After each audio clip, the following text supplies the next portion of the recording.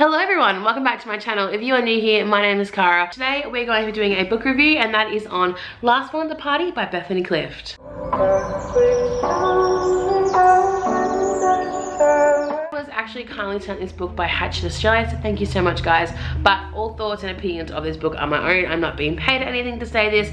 This is just my genuine opinions on this book. This book is basically set in a dystopian world in 2023 when a new virus called 6DM, 6 days maximum, affects literally the globe, and a main character who we never find her name, so the narrator is the only person left in London or in the UK. And one of the things that I sort of struggled with this book was the references to coronavirus as if it was in the past.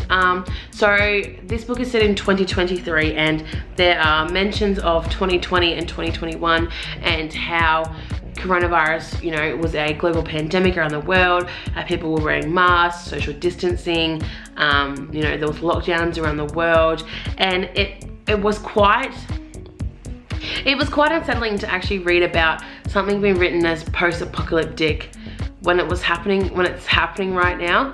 It was, I don't know, very strange to be reading a fiction book already about coronavirus when we're still basically in the midst of it. I know Australia is very, you know, we're compared to everywhere else, we're doing okay, but it was just, I don't know, something about that just didn't sit right with me. It felt very odd to read that, and I was sort of like those parts, like, oh, this, I don't really know why this is being mentioned. Like, it could have just been a disease that happened in 2023 without a mention of that, you know what I mean? So when our main character believes that she's the only person left in the UK, she makes sort of like a bucket list of all the things she wants to see without people being there. So she goes to like the galleries, the museums, Big Ben, all these different sort of, you know, the art galleries, all these different things where you're the only person there, there's no one else to distract you, and just have a moment alone. That was a really cool section of the book, which I actually really enjoyed, because there was descriptions of how, you know, a father and son were in the museum with a dinosaur exhibition, and were just like huddled together. They'd passed away, but they were in a spot that felt safe for them.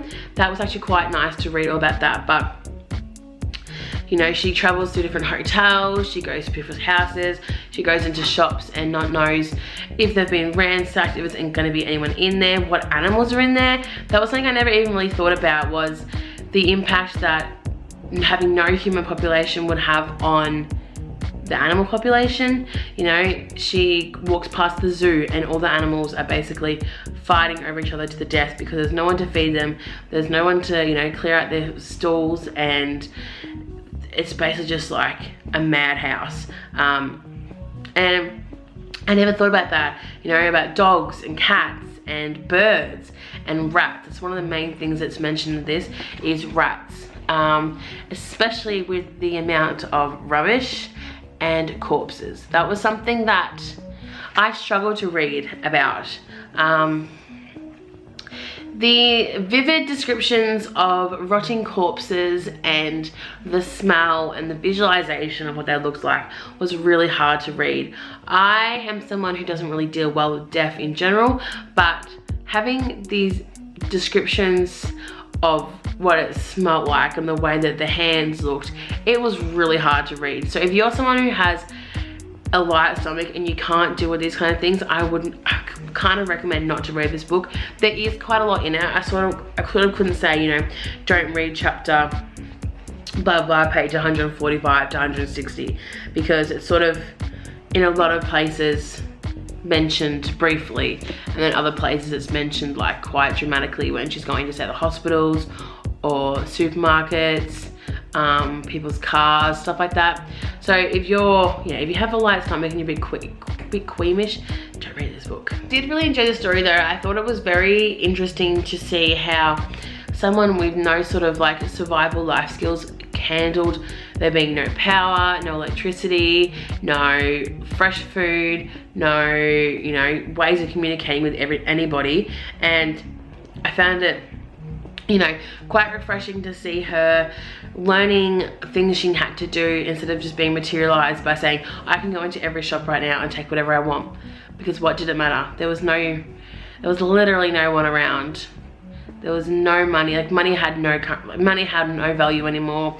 You know, when I had our big shopping sprees at the huge department stores and got Louis Vuitton bags and Chanel bags and Michael Kors and all these big designer brands, and the day it's like, why? I don't need this anymore. Like, it sort of showed how materialistic, how those things don't matter, and how just the basic necessities of a roof over your head, food, fresh water, and warmth was all that really mattered at the end of the day. So if you enjoy like sort of like a post-apocalyptic dystopian books with the odd mention of decaying bodies and rotting corpses and rats who are literally eating people from the inside out, this is definitely your book.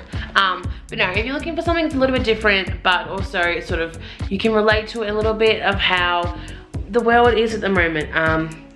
It was weird. It was weird. I did enjoy it. I gave it 2.5 stars. Only reason I gave it such a lower score is because of the descriptions. It was a bit too vivid for me, and I just, yep. I'm just gonna put that one down, I think. But once again, thank you so much to Hachette for sending me this book for review. If you would like to purchase it, I will place all the links down in the description below. I have no affiliation with these links, so I'm literally just putting them out there for you guys if you want to buy it. It's available at all good bookstores. And if you enjoyed this video, make sure you give it a big thumbs up. Hit the subscribe button so you don't miss an upload. Turn the notification bell on so you are notified when I upload a video. And I will see you all next week. Bye!